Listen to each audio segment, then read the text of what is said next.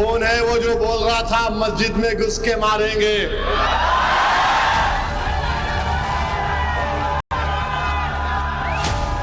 आम्ही सांगतोय चला या पोलिसांना एक दिवसाची सुट्टी मी देतो, तुम्ही तुमची ताकद दाखवा आणि हिंदू म्हणून आम्ही आमची ताकद दाखवायला मैदानामध्ये येतो।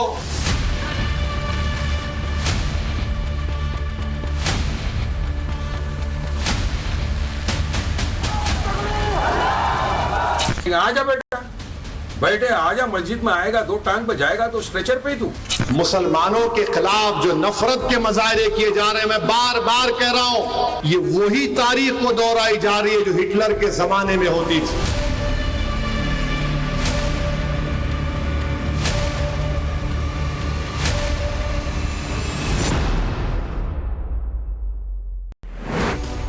नांदेड़, बीड़, औरंगाबाद, सोलापुर, मुंब्रा,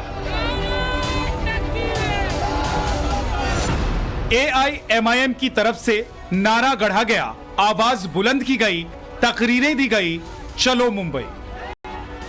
और इस नारे के बाद महाराष्ट्र के अलग अलग शहरों से काफिला मुंबई की तरफ चल पड़ा। बाइक में, कार में, पिकअप ट्रकों में, कार की छत और बोनट पर बैठकर लबैक के नारों के साथ काफिले के काफिले मुंबई की ओर निकल पड़े। सोशल मीडिया पर आरोप लगे कि रैली में खुलेआम सर तन से जुदा के नारे लगाए गए।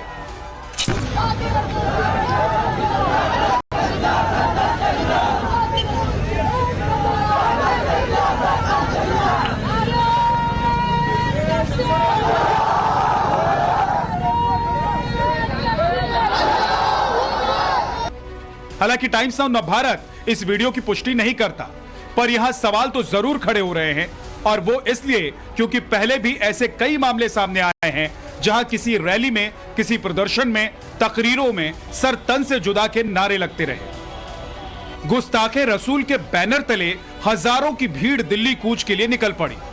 एआईएमआईएम की इस रैली में पोस्टर बॉय बनकर सामने आए ओवैसी की पार्टी के दो बड़े नेता, पहले इम्तियाज जलील और दूसरे वारिस पठान।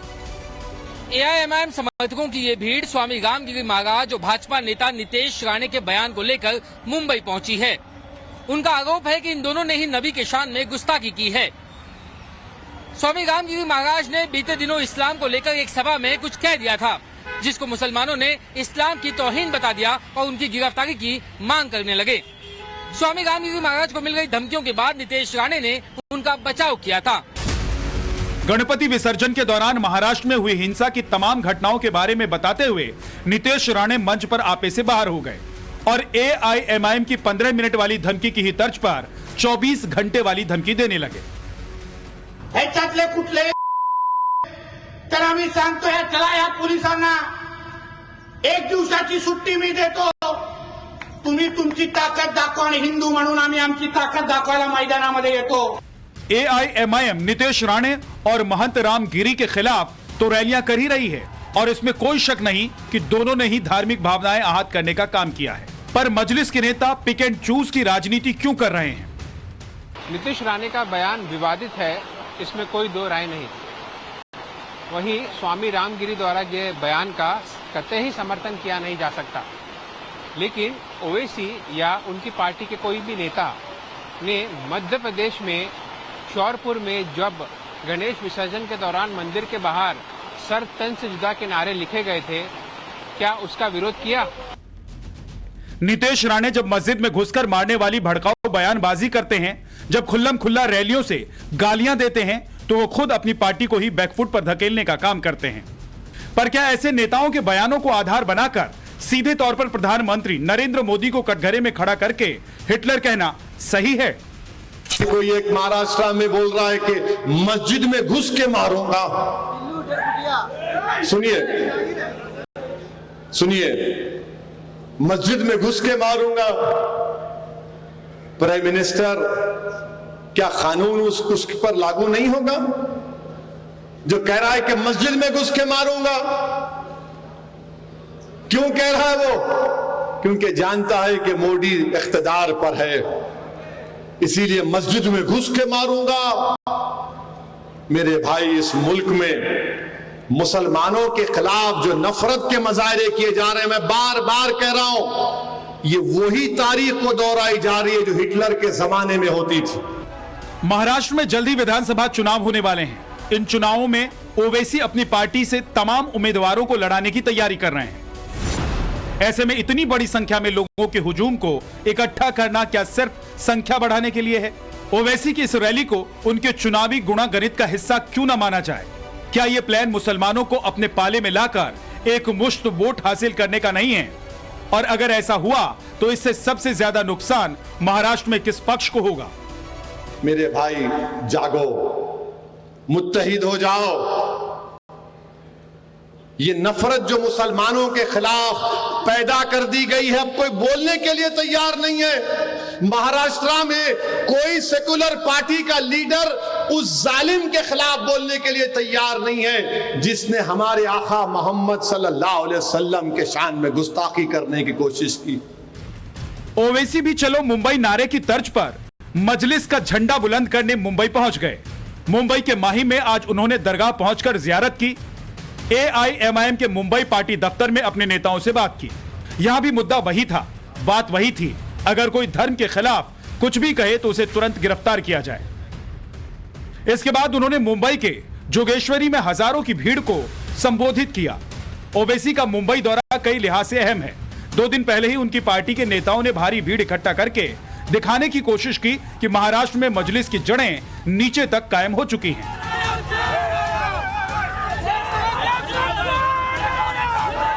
AIMIM महाराष्ट्र के चुनाव में कितने सीटों पर चुनाव लड़ेगी, अभी सीटों का ऐलान होना बाकी है। लेकिन ओवैसी ने औरंगाबाद के पूर्व लोकसभा सांसद इम्तियाज जलील, विधायक मुफ्ती इस्माइल, शाह फारूक अनवर, फारूक शब्दी और रईस लश्करी के नाम का ऐलान कर दिया है, जो आगामी विधानसभा का चुनाव लड़ेंगे। मजलिस दावा कर रही है कि उसे महाराष्ट्र में 15 सीटों पर जीत हासिल होगी। AIMIM के लिए महाराष्ट्र में इम्तियाज जलील और वारिस पठान बड़े नाम हैं। इनके ही नाम के साथ मजलिस ने चलो मुंबई का जुलूस निकाला, पर जुलूस में हालात बेकाबू हो गए और महाराष्ट्र पुलिस को भीड़ पर लाठी चार्ज करना पड़ा। रैली में शामिल लोग मुंबई जाकर मुख्यमंत्री एकनाथ शिंदे से मिलना चाहते थे। वो सीएम से भाजपा विधायक नितेश राणे और संत रामगिरी महाराज के खिलाफ कार्रवाई की मांग कर रहे थे। ठाणे के आनंद नगर जकात नाके के पास AIMIM कार्यकर्ताओं की पुलिस से बहस हुई, फिर पुलिस ने उन पर लाठियां बरसाई।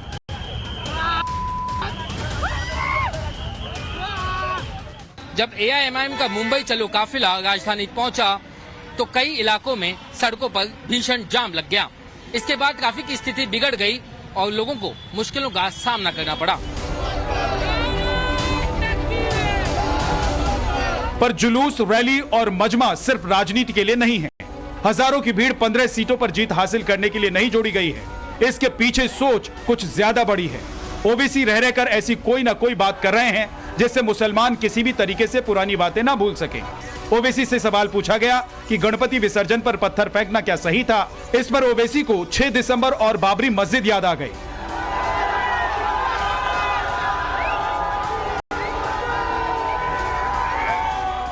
छह दिसंबर को कौन सा पत्थर फेंका गया था? नहीं, 6 दिसंबर को बाबरी मस्जिद को पत्थर फेंका गया था। नहीं, 6 दिसंबर को पत्थर फेंका गया था। 6 दिसंबर को पत्थर फेंका गया, जिससे मस्जिद तोड़ दी आपने। ओवैसी खुले तौर पर कह रहे हैं कि अगर कोई उनके धर्म के खिलाफ कुछ कहेगा तो कानून हाथ में लेने से भी उन्हें कोई गुरेज नहीं होगा। ऐसा नहीं होगा कि कोई मेरे प्रॉफिट मोहम्मद सल्लल्लाहु अलैहि वसल्लम बारे में बोलेगा और उसको हाथ भी नहीं लगाएंगे। ऐसा तो नहीं होगा कि खड़े होकर बोले कि मस्जिद में घुस के मारूंगा, क्योंकि वो सत्ता में जो पार्टी बैठी है उसका राज दुलारा है, उसको हाथ नहीं लगाएंगे। तो सेलेक्टिव इंप्लीमेंटेशन ऑफ कानून का नहीं होना चाहिए। एक तरफ ओवैसी बयान पर बयान दिए जा रहे हैं तो दूसरी तरफ नितेश राणे भी भड़काने से बाज नहीं आ रहे। AIMIM की रैली में शामिल भीड़ की तुलना भाजपा विधायक नितेश राणे ने पोहे से की। नितेश ने सोशल मीडिया पर एक पोस्ट में भीड़ की तस्वीर और पोहे की तस्वीर के साथ लिखा, इतना तो हम नाश्ते में खा जाते हैं।